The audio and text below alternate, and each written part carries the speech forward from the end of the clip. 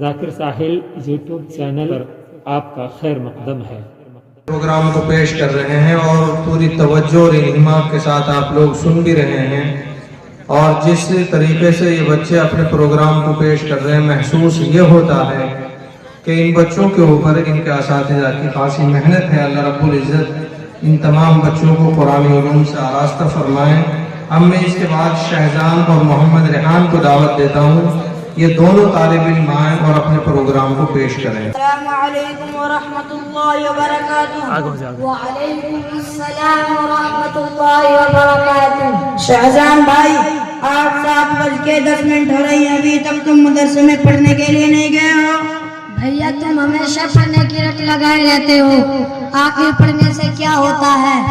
ارے بھائی، پڑھنے سے انسان حقیقت میں انسان بنتا ہے، اس سے اچھے برے کی پہچان ہوتی ہے۔ ان پڑھ آدمی کا معاشرے میں کوئی مقام نہیں ہے۔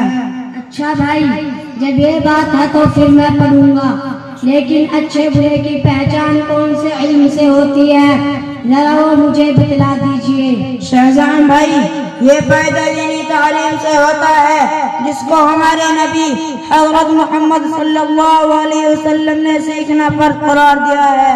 بھیا ایسی تعلیم کہاں دی جاتی ہے؟ ذرا مجھے بتلا دیجئے۔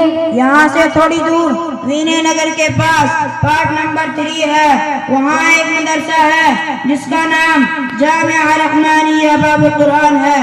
اس مدرسے میں دینی تعلیم کا بندوبست ہے۔ کیا آپ نے بھی دینی تعلیم وہیں پر حاصل کی ہے؟ جی ہاں، میں بھی دینی تعلیم اسی مدرسے میں حاصل کر رہا ہوں۔ اچھا بھائی جان، ذرا یہ بتلائیے، دن بھر میں 5 مرتبہ اذان کی آواز آتی ہے، تو کیا نماز پڑھنا تمام مرد و عورتوں پر فرض ہے؟ جی ہاں، 5 وقت کی نماز ادا کرنا تمام مرد اور عورتوں پر فرض ہے۔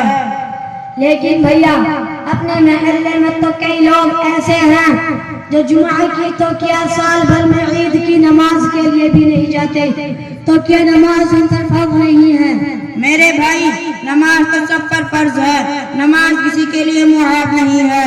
تو کیا نماز پڑھنے والوں اور نہ پڑھنے والوں میں فرق رہے گا؟ ہاں، بہت بڑا فرق رہے گا۔ نماز پڑھنے والے اللہ کے پسندیدہ بندے ہوں گے، اور نہ پڑھنے والوں سے اللہ تعالی ناراض ہوگا۔ بھائی جان، میں سمجھا نہیں کہ اللہ کے راضی اور ناراض ہونے کا مطلب کیا ہے؟ ذرا اس کی وضاحت فرما دیجئے۔ ارے میرے بھائی، نماز پڑھنے والوں کے لیے اللہ تعالیٰ نے جنت بنائی ہے۔ جنت میں ایک سے ایک بڑھ کر نعمت ہے، دودھ اور شہد کی نہریں ہیں، ہر طرح کے پھل ہیں، اور جنت کی نعمتیں ہمیشہ رہے گی، کبھی ختم نہ ہوگی۔ اور نماز نہ پڑھنے والوں کے لیے کیا ہے؟ ذرا وہ بھی بتلا دیجئے۔ نماز نہ پڑھنے والوں کے بارے میں ایک حدیث شریف سن لیجئے اور خود ہی فیصلہ کیجئے کہ اس کا انجام کیا ہوگا۔